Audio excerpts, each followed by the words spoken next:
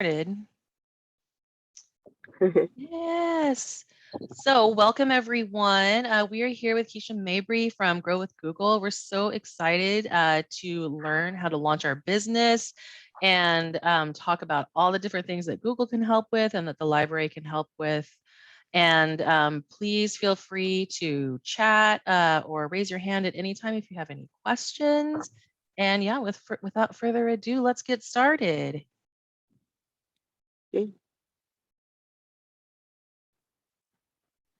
Thank you all for being here. So great to meet everyone. My name is Keisha Mabry Haymore. I am the Grow with Google digital coach for St. Louis, Missouri.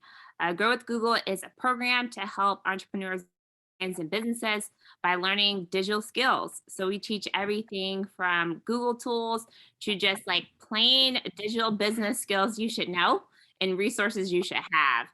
Today is all about launching your business with a customer-focused marketing mind.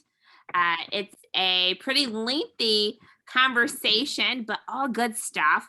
At any point, if you have questions, just yell at me, come off mute, talk, throw some things in the chat. I will say, however, I can get pretty into the conversation and presentation that I don't always look at chat. So if you have a question, again, yell at me and I'll make sure I answer it. I'm going to present my screen. If you all can see it, just a second, let me know. Let me share my screen. And then again, this is all about you. This is your conversation. So let me know how I can support you and we'll go from there. Any questions before we get started? No, not in particular. Okay, well, if they come up, again, yell. So here's the thing. I am an entrepreneur myself, so I completely understand the journey, right? Entrepreneurship can be bumpy, lumpy, tough, rough, lonely, you name it. But as was pointed out earlier, there are resources to support you. Grow with Google is a free resource. The library is a free resource. So utilize us, right? Today we're going to talk about marketing and the customer journey. A lot of things that I notice as a digital coach, and even outside of being a digital coach, I am the director of an accelerator, which is an entrepreneurship support program for entrepreneurs called Elevate Elevar. What we often is that entrepreneurs, especially small business owners and beginning entrepreneurs, often miss this step of the customer journey. So we're going to spend some time talking about how customers find you. After that, we'll talk about like how you can create awareness and reach some of your prospect and target customers. Then we'll talk about some strategies you can use to engage and influence their consideration and decision to ultimately get them to purchase and buy, right? Because that's the goal. And then even outside of just the first purchase, sustaining their loyalty and then turning your target customer into advocates is the ultimate goal. So we'll walk through all of that today. Again, at any point, if you have questions, please let me know. So let's get into it. What is marketing as it relates to the customer journey? Well, friends, Seth Godin, entrepreneur and author, says, great marketers don't make stuff, they make meaning, right? So what does that mean? Anyone, what does that mean to you? Great marketers don't make stuff, they make meaning. Maya, what do you think, friend? I feel like since I'm also in sales, I have to also market myself, but make meaning, it ties an emotional reason to what someone is trying to give you. So it makes it a little bit stronger, I feel. Absolutely. Make it mean something to me, right? Make it make sense. That emotional appeal, absolutely. I think I said Steph's last name wrong. So librarian friends, help me. But yes, that making meaning makes it make meaning to you, right? That emotional buy-in, and that's huge when it comes to the customer journey. So let's talk about a customer journey from the perspective of an entrepreneur. So we're going to meet two entrepreneurs, Shalon and Sharika. They are founders of a company called Tote, and this is actually a real company, friends.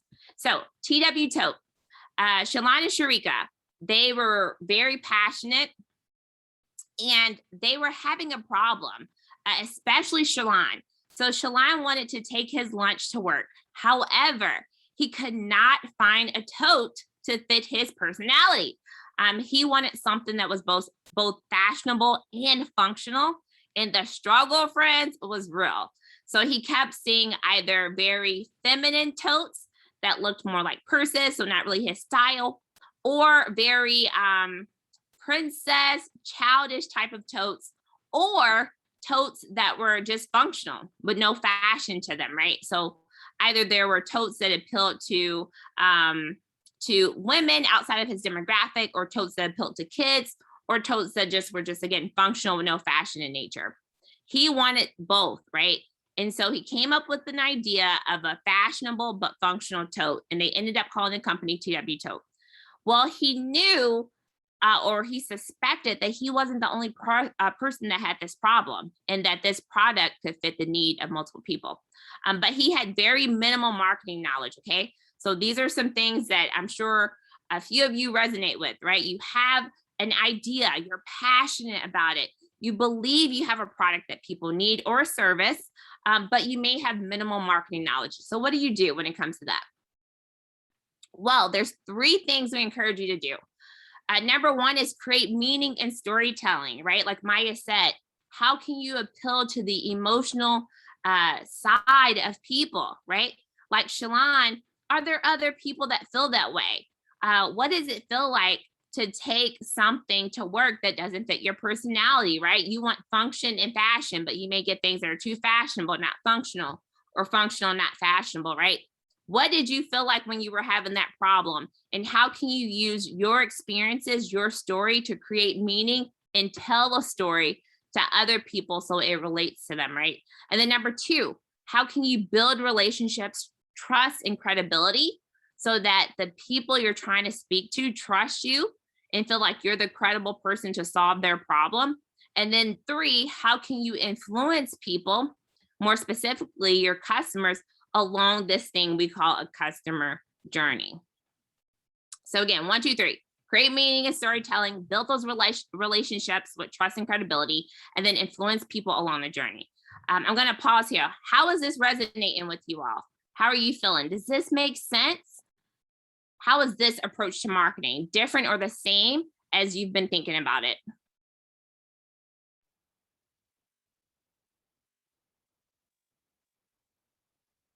Maya, what'd you get, friend? So this is something that is a little bit different. Like number 3, sorry, have a little bit of a cold, hence Sure. the virtual class.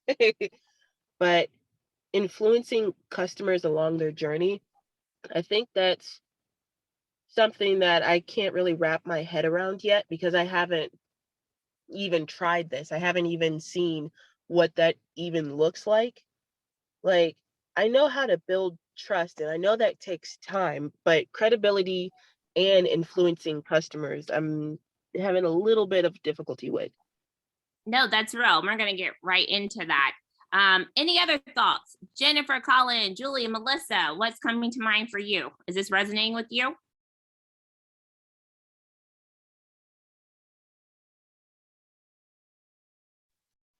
I think so. I think I'm not an entrepreneur myself. I'm the librarian. I'm here. I'm your SLCL contact here. But I think that for sure this is something we see commonly, is that someone has a great idea, a great product, a great service they want to provide that's filling a problem, solving a problem they've experienced.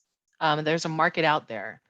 But I think it's this hurdle is, I think, especially for a first-time entrepreneur, it seems like the big obstacle. So how do I do this storytelling, this marketing? How do I influence people and, impact how they behave and get them flowing their money towards me?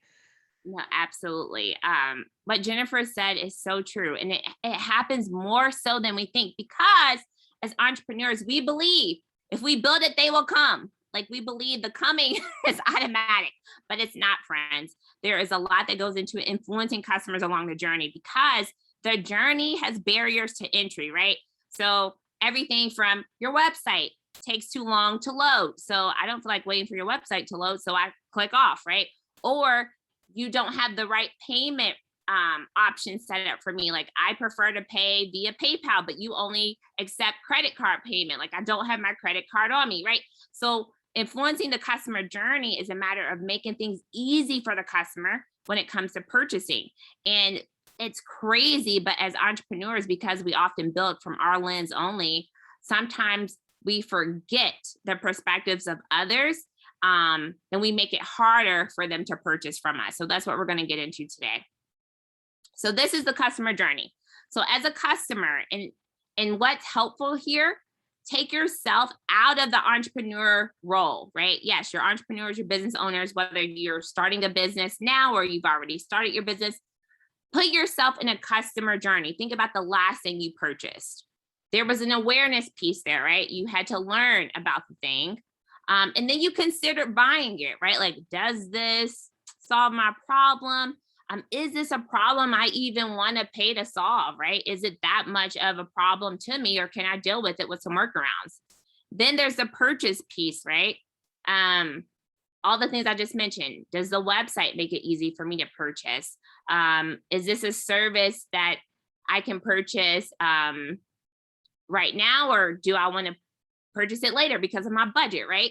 And then after that, it's like, did I have a good experience that makes me want to advocate for this company, for this service, for this product, right? This is the customer journey.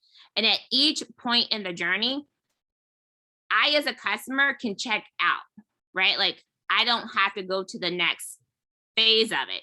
So as an entrepreneur, it's important for you to understand, how can you influence a customer, and even a prospective customer, or prospective customer, so that they complete the journey, right? You make them aware, you appeal to their emotions, the problem that they're having. You make it easy for them to consider buying, because everything in your marketing, on your landing page, speaks their language. The purchase process is easy. They check out really quickly. And then because of the amazing experience they have with you, they become advocates, right? At every part of this journey, you have the power to influence, even if you currently believe you don't. You really do. So how do you influence, right? That's the kind of question that Maya was grappling with. Like, I can't even picture what this looks like. Well, during awareness, it's a matter of, how do you reach your customers? As small business owners, we oftentimes stick to one type of marketing, right? We think we'll run a bunch of ads and that's it. And even though ads are very effective, speaking from a person that teaches digital skills, sometimes we don't draft our ads correctly. We don't use the right language. We don't use the right images. We don't use the right things that appeal to the customer, right? So you have influence there. Next, in consideration, can they find the answers they need? Like, how are you using your website and your landing page and your social media, your Grow with Google accounts, or your Google My Business account, right? Are you putting FAQs on there so that they can ask themselves and find the answers they need to determine if this is right for me? When it comes to purchasing, how do you get leads into your pipeline and then get them to check out as customers? And then when it comes to advocacy, how do you make your customers loyal customers, right? Again, you have influence across all of this. So let's talk about that first piece. Like, how do we reach customers or prospects to create awareness? Well, the first thing, how do people find out about you? Again, keeping yourself in the customer frame of mind, how do you typically find out about things, right? There's Google search, right? There's a lot of people just go to Google and they type in problem, solution for this problem, right? Do you do that? If so, like, what keywords do you use when you type things in? If you were looking for your product or service, what keywords do you think you would use, right? You can also use Google keyword to figure that out. People find out about things through word of mouth, through advertising, through trade shows, searching online, YouTube, right? Outside of Google, YouTube is the #2 search engine. Do you have a presence on Google that could help you get in front of your customers, right? All of these things. How can you increase word of mouth? What does advertising look like for you? The other thing, when it comes to advertising, a lot of small business owners do not have an advertising budget. You should have an advertising budget, right? Advertising and marketing is a way to create awareness. I'm going to pause here. Questions, thoughts, reactions.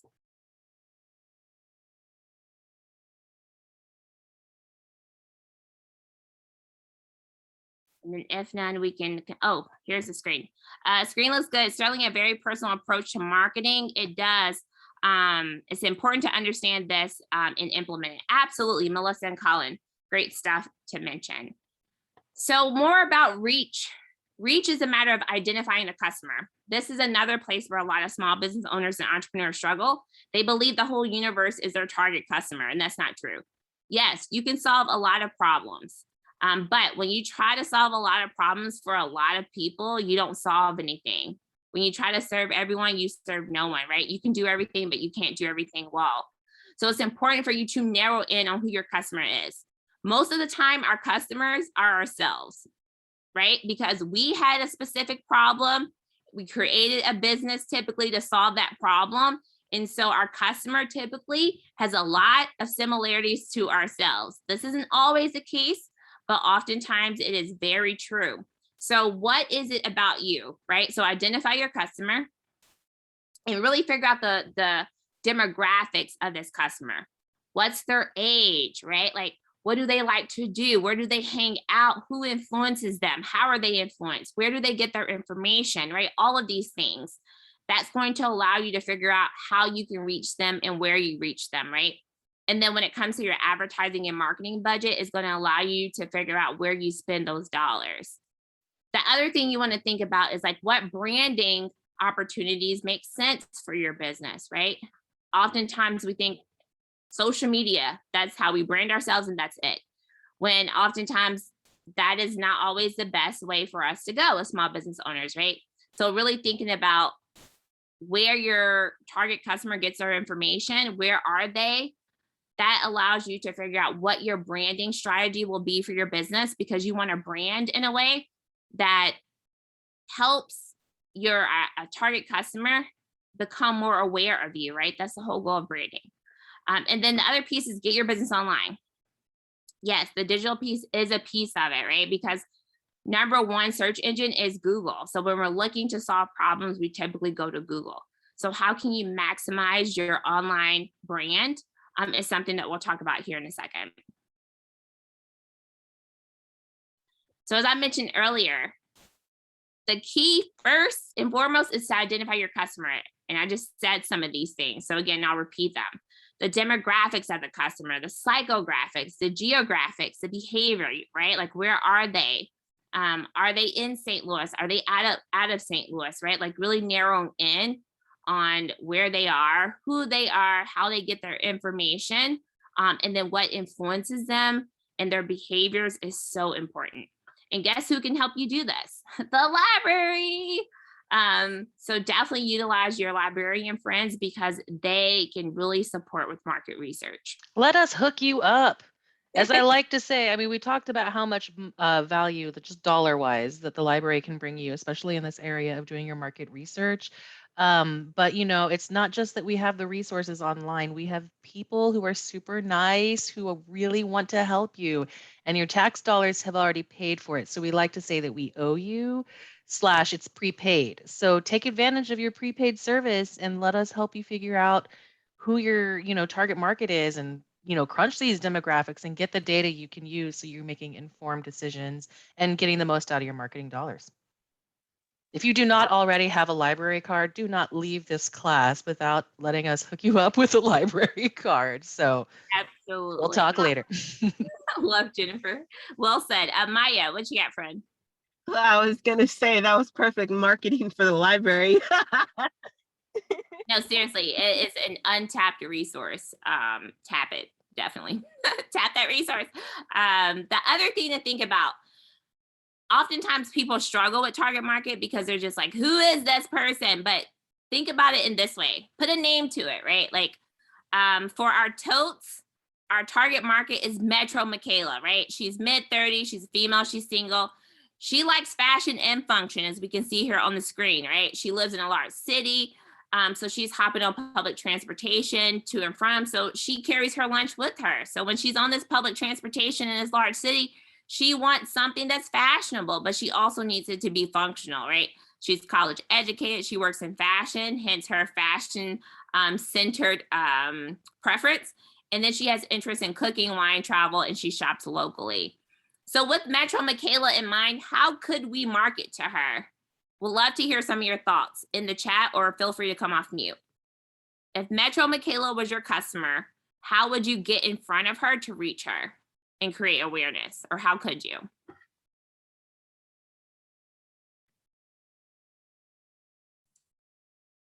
If she's a local shopper, she's probably paying attention to things going on locally. So expos and things that are happening in your in the area would be a good place to advertise.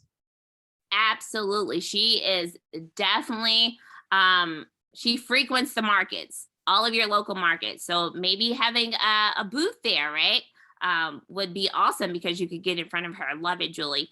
Other thoughts? How could you get in front of Metro Michaela?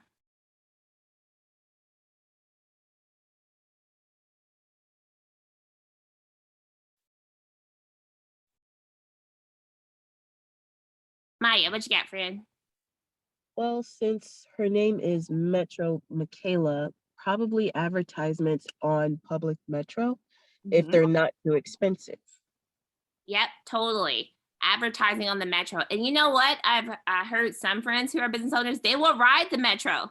Like if they can't afford to advertise, they just every few weeks hop on a bus and just sing the praises of their business and pass out brochures, right? Like you can even get creative. So absolutely. You know, look, Sometimes sometimes it be like that, you know? We were working with an entrepreneur who was taking good like photos of her skincare cosmetic line, and she wanted a good staging area. And she told us that she took all her stuff to Menards, where they have all the bathrooms set up, and did her photos there. And I was like, I love it. Right? Like it's so creative in thought, but it makes sense. I did that once at IKEA. Like for my business, like we didn't ask for permission, but definitely asked for forgiveness. But I did a whole like product photo shoot at IKEA, right? It's already set up, it's cute. I don't have to pay for it, right? So yes, get creative with how you get in front of your customers and create awareness, and do your advertising and marketing. The other thing, she loves cooking, wine, and travel, right? So like, is there I'm thinking local, but there is like a food and wine magazine, right? They have a community calendar, right? That's free. They even have one that has paid advertising, right? That covers the cooking and wine piece, because I'm sure she's checking that out. What are your travel meetups? Like, what are your, thinking of social media, like what are your travel groups? You know, she works in fashion. I'm sure there's some keywords or AdWords that you could use, because I'm sure she's Googling fashion. So that if she's Googling something, you link your ad to that keyword, right? So it pops up as she's Googling it. I mean, there's so many things that you can think of and get creative with as it relates to getting in front of your target customer. But it starts with really understanding who they are, what influences them, how they currently shop, and their current behaviors, which again, the library can assist with. Thoughts, reactions before we move on to our next piece of the customer journey? Or even questions? Okay, as you have them, please bring them up. The next piece is like branding yourself. Branding yourself, oftentimes we think is just a logo, and we focus on this way too much. Yes, a logo and colors matter. However, what really matters is getting clear on who your target customer is and the problem that you solve, because your colors and logos should speak to them, right? So what colors and logos would Metro Michaela like? Like what would influence her? She's in fashion, so I'm sure something bright would catch her attention. Same with the graphic elements of it, and then the messaging of that brand, right? So a brand is way more than a logo. It's also about like the messaging and the voice behind that brand, and the messaging, voice, and colors and graphics that will speak to the customer. So for instance, my brand voice is friend. My business is all about teaching people how to network and connect. I do that through public speaking. I have books. And it's friend because I want my brand to be friendly, relevant, informational, educational, non-judgmental, and differentiated through rhyming. So I rhyme everything. And people can tell it's my brand because it rhymes. And they're like, even if my face is not on it, if they see something that I wrote, they know it's mine because it rhymes. And so I really do have bars, y'all. Anywho, but that is the thing. However, I created that brand with my customer in mind, right? And so oftentimes we do it the opposite way. You should really think about your brand as it relates to your customer, because you want words, colors, and things that are going to appeal to them to influence them along that customer journey, okay?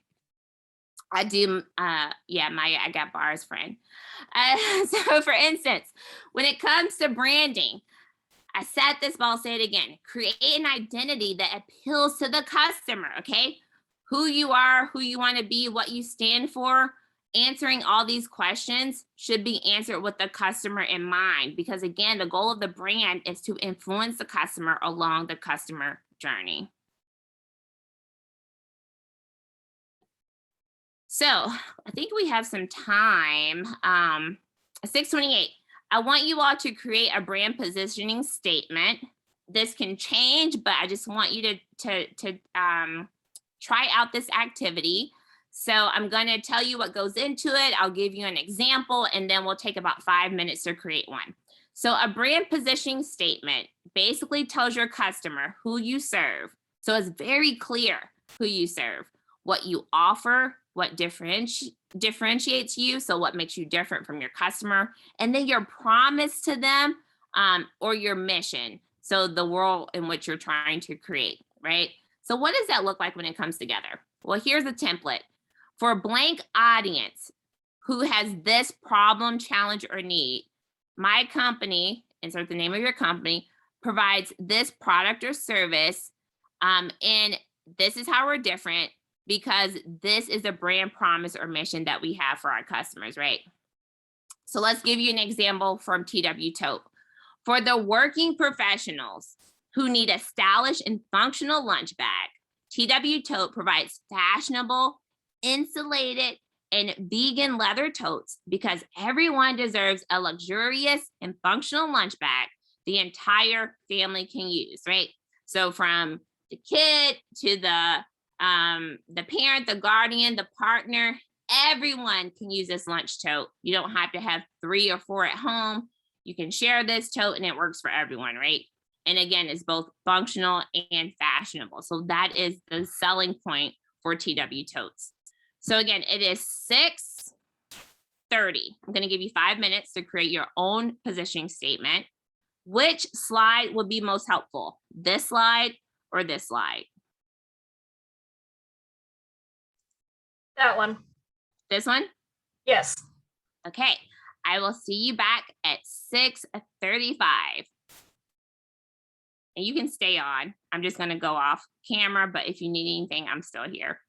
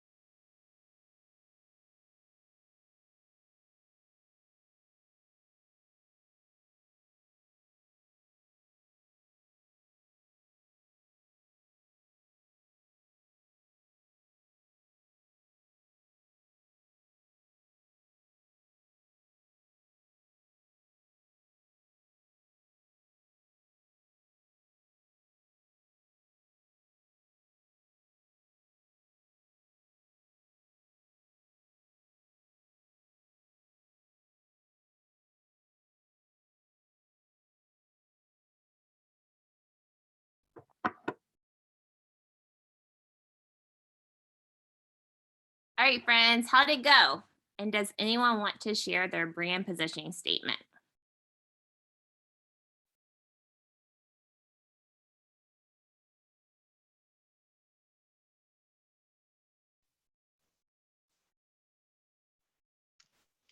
All right, Maya, what you got, friend? I actually am not finished writing it because I couldn't find a name for my audience. I don't know what to call them. Maybe we can help you. Let's hear it. So for now, just say for audience, and then let's hear the rest. I spent so much time on figuring out what to call my audience. I'm not finished writing it. Oh, got it. Okay.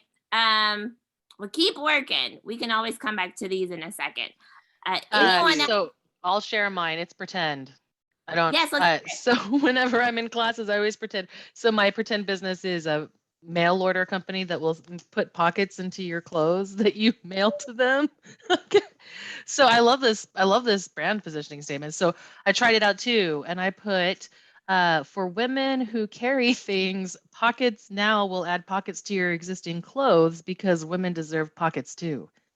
Ooh, I like it. And the thing that I love most about brand positioning statements, it keeps you focused on what you need to focus on, right? Like it's a quick one sentence that helps you realize and stay true to your customer, keep them in mind, know how you are differentiated, and know like what value you bring to solve the problem that needs to be solved for that customer. So these can live on social media, in the bios. These can live on the on your website or landing pages as a first thing or one of the first things that people see as they scroll. It instantly lets them know if this is for them, right? That's why I love them.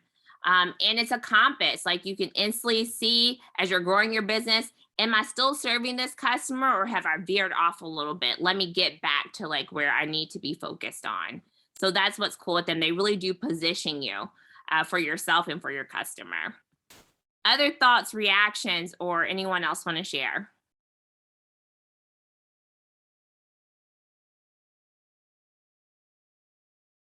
Well, keep working on it. Know that you may need a little bit to fine tune it. And the other thing I'll encourage you to do, use your network, your family, your friends, someone in your target customer, someone in that audience. Ask them if this resonates with them, right? And then continue to refine it as it makes sense. Good stuff.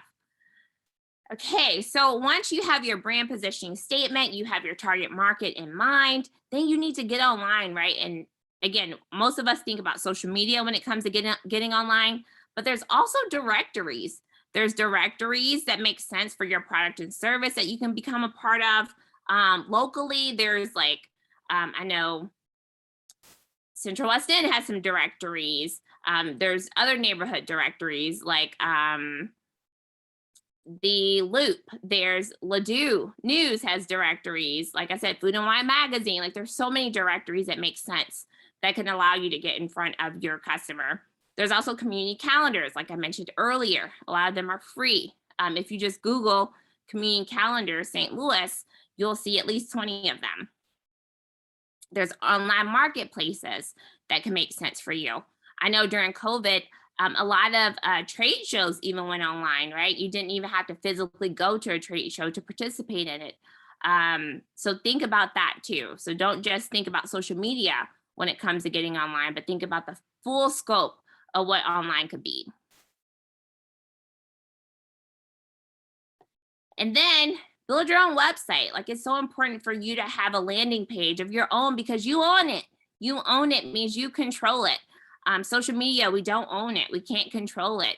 Your website, you own it, you control it, right? So as you grow, it grows with your business. The other cool thing about your website, you can collect analytics on it. You can connect Google Analytics and you can see on the back end how people are getting to you, the keywords that they're searching to get to you. You can see what they're clicking on when they get to your website, what pages are their favorite, right? So you can really start to understand your customer behavior. So that's why it's so important to get your own website. There's a ton of free websites out there, but also a website that people don't know about, or a website building source that people don't know about, is Google My Business. Google My Business is a free account. You can hop on there and build a website for free. Just Google My Business, and you can figure out all those details there. And this is what I just mentioned. You can create a free business profile on Google. Google My Business allows you to manage business information, connect with your customers, and encourage them to leave reviews, post updates, and more, right? Just go to google.com/business.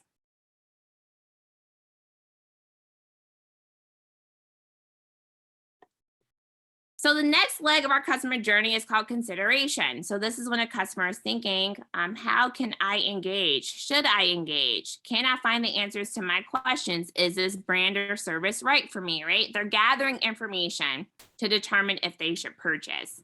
And you have influence when it comes to this phase of the journey as well. So the biggest thing about engaging your customers is to really listen to them, learn from them, to communicate your deliverables, starting with that brand positioning statement, and to start to develop relationships with them. So what do we mean when it comes to that? Well, listening and learning starts with really understanding their pain points, right? As I mentioned earlier, oftentimes our target market and customer is ourselves. So really putting yourself back into that customer role. When you had that problem, what pain were you experiencing? What challenges were you having?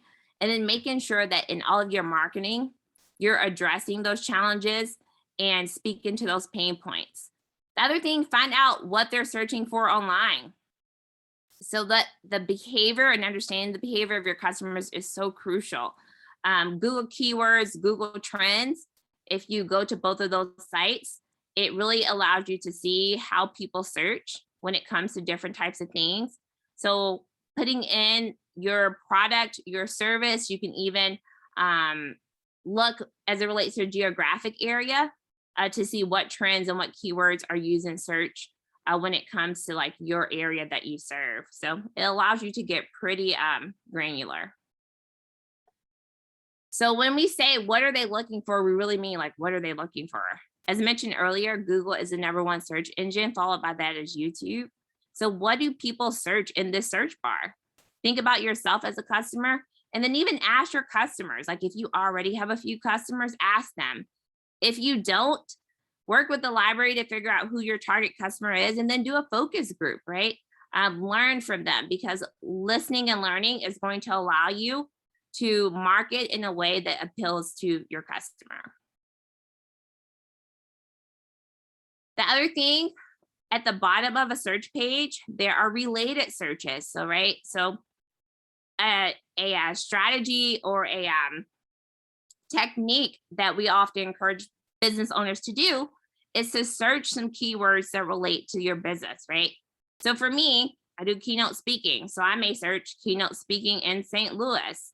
And then I may look at the bottom of the Google result page just to see what pops up. Like, what are the related searches, right? Because those are other searches that people are searching. So doing some of your own market research will help as well, even if you can't instantly get in front of your customer to learn from them. Thoughts, reactions, questions. How are y'all feeling? Does this feel good? Is this overwhelming? Talk to me, friends. Maya, what you got, friend?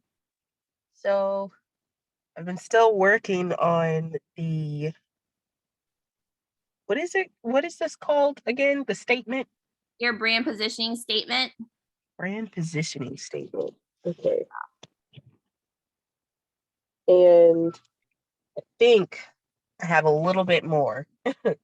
But I really, well, also, you said that rhyming would be good instead of literally coming up with a new word every single time I have to reference what it is that I'm talking about. Oh no, you don't have to rhyme. So that's my brand voice. I rhyme with my brand voice, but you don't have to. Okay. Okay. I'm going to say audience because I still don't know what to call the group of us. It's okay. It'll come to you. So here is a portion of it. So for audience who want luxury in life for less than imposing prices, Angelic Aesthetics provides sumptuous items at less than princely prices. So that's what I have so far. Got it. So I would say, good start. That's awesome. I think the thing I still wonder is, what items? Are you Okay. talking clothing? Are you talking home goods? And then the other thing I would say is, sometimes wording can throw people off. So when you're writing your brand positioning statement or any other marketing, use words that even an 8th grader would understand. I was thinking that because sumptuous and sumptuous, yes. You don't want That's the people to, word that kind of threw me off. but I like it. Good stuff. Other thoughts? Or anyone else want to share theirs? Have you gotten further along with your brand positioning statement? I can throw mine out there. Yeah, let's hear it. For quilters seeking inspirational fabrics, Circle Spot Studio provides prints of hand-painted designs because everyone needs beauty in their stash. Ah, that's cool. I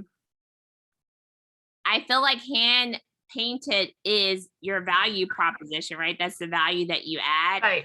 And I'm guessing this is in your industry, and I'm not in your industry, but is hand painting, finding a hand painting stash, is that a problem? Most of the designs out there are done digitally now. Got it. Really finding the things that are hand done is getting rare. Wow. So maybe something about rare hand paint, or something that speaks to the rareness of it, or why hand painting is so important. Yeah. Good stuff. You all are good. You're killing it. Love it. Love Thank it. The other thing, and I mentioned this earlier, Google Trends helps you figure out keywords that people are searching. This can help you figure out what words you need to incorporate into the design of your website, your marketing to your customers, as well as maybe even in your brand positioning statement, because these words are words people are already using, so it will appeal to them. And then you start to communicate that out, right? Create content, share valuable content, educate people, inspire people, right? Like the questions I was asking you all, well, what does item mean? Like, why hand painted designs, right? If I'm asking these questions, your target market may be asking these questions too. Because the thing is, some people may not know they're your target market until you educate them, right?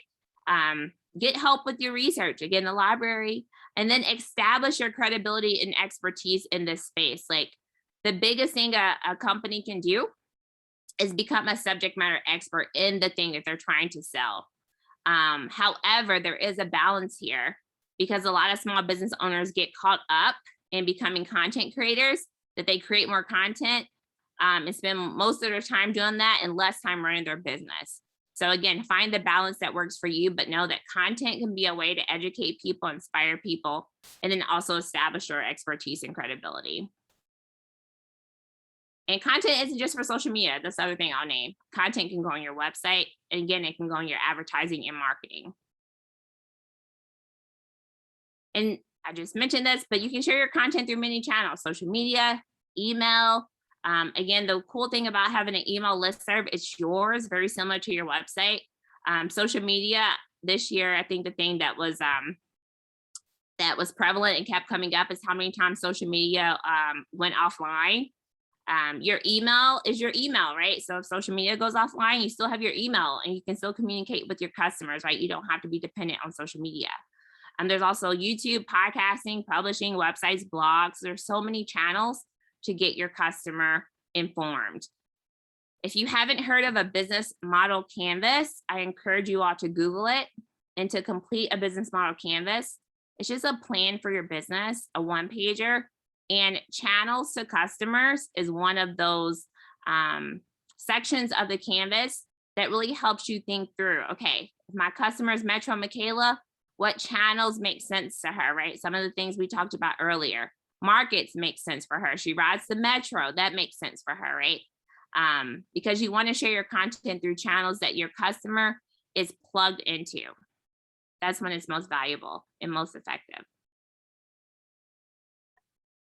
The other thing to note, oftentimes when we create content as small business owners, we focus on selling, especially on social media. And the goal is to not sell consistently, but share. Marketers often talk about the 80-20 rule. So 80% of your content should be about sharing, 20% about selling, right? Sharing meaning sharing questions. Answers to frequently asked questions, sharing comparisons and specs, the value that you add, how you're different from your competition, demos, webinars, samples, all of these things. Share, not sell. And then, unfortunately, I can't show the video, but there's another example of two entrepreneurs, Tracy and Danny, who are founders of Wicked Good Cupcakes, right?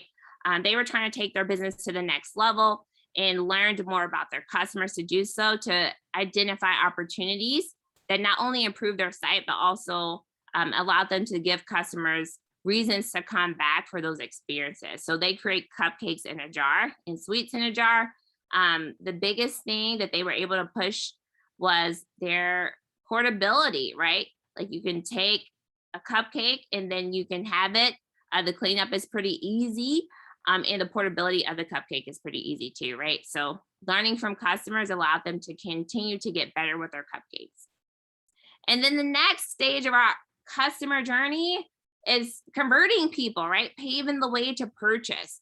The biggest question you want to ask yourself, do the leads I generate, do those leads become customers? Some people call this a sales cycle. Some people call it a sales funnel, but it's a matter of getting people to purchase. The biggest thing here is to identify the key actions and how ready customers are to buy. Some customers are instantly ready, right? As soon as you put the information in front of them to buy, they're going to buy. Some customers need more education. Some customers just need more time to get their budget in order. Whatever it is, you need to understand where customers are in that journey to buy. And then you share actions to get them there, right? So for people who are ready to buy, the action may be you just tell them that you're offering the product or service, they buy instantly. For other people, you may need to sign them up for your newsletter and just educate them with monthly newsletters. For other people, they may need an introduction in, so some type of sampling or a discount code or whatever that may be, right? Or some people may just need a credible person to buy it, or they may need to see a case study where you've helped someone else with the same problem. Whatever it is, it's important for you to understand your customers, how they buy, so that you can create those calls to actions and share those calls to action with them to push them to purchase. I'm going to stop here. Thoughts, questions, reactions.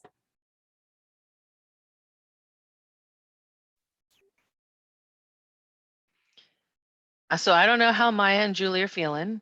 I feel like this is awesome information. And I know that a lot of times, it sinks in and you're thinking, oh, I need to learn a lot about my customers. Like I can do these things, but I need to learn about them. And so I just want to share that you can definitely do that through the library. So this Metro Michaela, this sort of like portrait of what she does and her habits and her interests, that stuff you can look up with the library. And you don't have to struggle to do it on your own. You can reach out to us at the library and we're happy to help you. You can chat us, you can call us, you can email us, we can meet over Zoom. But we definitely have like consumer research that has like portraits like of Metro Michaela that say this group of people in this age range and this income level who live in like an urban or suburban area. These are habits that they have as consumers, and that can help you with a lot of what Keisha's talking about. What drives them to purchase, what kind of communication streams they like. Are they an email person, are they a social media person, TV? I mean, all that kind of stuff. The library has research that can help you get closer to answering those questions for your target market. I love it. Thank you, Jennifer. And yes, use the library. A lot of this stuff is awesome, but doing it on your own is overwhelming. So please utilize Jennifer, her team. They're your friends. The other thing, we're recording this. So if this feels like, oh my gosh, this is so much information to absorb, you can always go back and watch it. So I'll just name that too. The other way that you can get in front of your customers to influence their purchase is through some of these channels, right? You can get them to sign up for your email so you can communicate that with them through email, form completion, content, right? If they want to download any content that you're creating, you can capture their email that way. You can do some trials, some demos. If you have an app, you can do a phone call, consultations. And then you can also do abandoned cart. So I have this on my website. It allows me to see that when people place things in their cart but don't purchase, I can create email campaigns to follow up to encourage them to purchase, right? And I do this all the time, friends. I put things in my cart because I'm considering it, but I'm not sure. Sometimes it's like, I don't know if I really want this. I don't know if it solves my problem. Do I want to buy this now? Other times it's like, I don't have my credit card on me and the payment requires a credit card, doesn't let me check out through Apple Pay, right? And so all of those things contribute to my consideration to purchase. And so I'm not the only one that thinks like that. And so abandoned carts is so helpful. If you have it on the back end of your website, it can push people to buy. The other things that get people to act, as I mentioned earlier, discounts or deals, exclusive offers, so offers that expire, invitations for people to join an event with you or a webinar that you're hosting, customer testimonies, free shipping or some other type of value add, all of those entice people to buy. And then the other thing, a streamlined process, as mentioned earlier, like really reduce the number of steps in your checkout process. A good number is 3. People shouldn't have to click more than 3 times to check out. And I mean check out fully. That's putting in their credit card information. If you have an option for express checkout on your site, definitely incorporate that. As I mentioned, offer guest checkout, express checkout, and then provide value added services or benefits. Like you can even upsell people along the way. So that it just, again, entices people to buy. So all of this is influence that you have when it comes to this step of the customer journey. And then Google Analytics helps you get there as well because you understand behavior even more when it comes to your customer. Last but not least is just sustaining that loyalty and getting customers to become advocates, right? Like how do they become loyal customers? Outside of that one buy, how do you retain them? Building value is a matter of providing more value, right? And so in order to sustain customer loyalty, you want to have some type of program or incentive to do that. And then you also just want to ask and encourage your customers to become advocates. Like sometimes it's as simple as just an ask. Like when people do have good experiences with you, use them as advocates, like ask them, what they share about their experience, or can you use their testimony on your website? Can you share their testimony on social media? User generated content is huge nowadays. It's content that your customers generate on your behalf. I'm really asking your customers to do that for people who have had really great experiences with you can go a long way. The other thing is just stand in touch. Like people just really like to know what you're up to, what your business is up to. So like that monthly newsletter can help with that. Or maybe you stay in touch via YouTube or a podcast, like whatever is sustainable and easy for you to do. Do that. Customer service creates customer loyalty. Again, that asking for a feedback and then taking their feedback into consideration to improve upon your customer experiences. And then delighting them in unexpected ways, like providing your most loyal customers like a coupon or, free shipping or whatever, some type of added value just to say thank you. Some other things to do for your more loyal customers, VIPs and exclusive offers, discounts and perks, even some type of personalized program. All of those things help people feel valued. The other thing, once you move people from loyal, then you want to move them to advocates because people buy from people. So those online reviews, those testimonials, those case studies, even referral programs can incentivize people to be advocates. Contests, that social media sharing that I mentioned with the user generated content, all of those things help people advocate for you on your behalf. And then if you do have Google My Business, you can even manage reviews. Like the goal is for all the reviews to be positive, But if anyone does have a negative experience, what you could do in your Google My Business account is respond, and you can write a genuine, courteous response and then share your point of view, still thank them. But the big thing here is avoid offering incentives or advertisement in the review response, because you don't want to set any expectations that can't be sustained.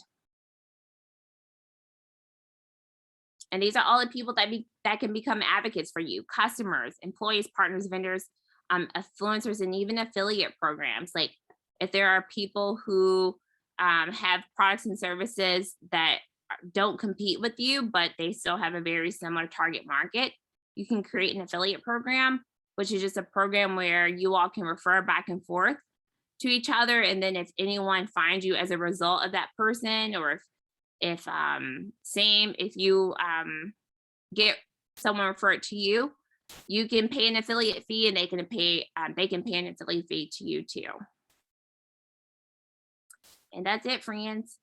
So just a quick recap. You have the influence. You have the influence to move people along the customer journey from awareness to consideration by defining who your customer is, figuring out your brand positioning, listening and learning, communicating, developing those relationships. And then you also have influence to move people from purchase to advocacy by building that customer loyalty, streamlining the purchase process so it's easy to check out, incorporating some calls to actions, and really understanding where your customers are when it comes to being ready to purchase and moving them through that process. At any time, if you have more questions about Grow with Google or digital skills, we have other free virtual workshops via Grow with Google on Air. We also have Google Primer, which are quick and easy lessons that you can access via your phone to learn practical things to grow your business and personalize next steps. And then we have a ton of other resources on google.com/grow, as you can see here, for businesses, but also for job seekers, developers, teachers, and students. That is it, friends. At any point, if you have questions, again, you can email me, digitalcoachseo@growwithg.co. And it can take me a little bit to respond, but I am definitely here as a resource, as is the library, which is a totally untapped resource. So it's so great to be with you all today. I wish you nothing but success, and excited to continue this partnership. I know we have another one coming up here in December and January.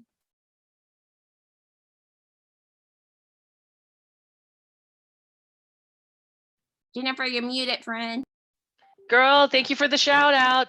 I'll just keep going. And so thank you very much. I just wanted to say thanks so much, because this was such valuable information. And we did record the session. So in a few days, we'll have it posted to the library's YouTube channel so you can check it out. But like Keisha said, email her, email me, reach out. We're here to help. And it's been a real pleasure spending this time together. See you later. Hope y'all have a great rest of your night.